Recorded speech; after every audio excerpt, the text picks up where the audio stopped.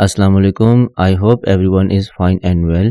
In this video, I'm going to show you how you can add one value to multiple cells in Excel. For example, let's say you want to give a salary increment of 500 to every employee in your organization. So instead of adding 500 manually to each and every row, like for example, this one, what people do is that they add 500 like this to each and every cell. So if you have a large number of employees, let's say for example 1,000 employees or more, this task will become cumbersome and it will take a lot of time.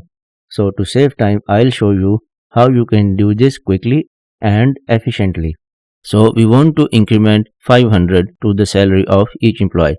What you will do is that write 500 in any cell like this, then copy it. Then select the salary of all of the employees. Then go to paste here and under this click on paste special. So the paste special window will open. Then under the operation section select add. Click on OK. And now you will notice that 500 has been added to the salary of every employee. And it took just a few seconds. So this is how you can add a single number to multiple cells or a whole column in Excel. I hope this video will be helpful to you. If you have any questions, please feel free to ask them in the comment section. I'll be happy to answer them.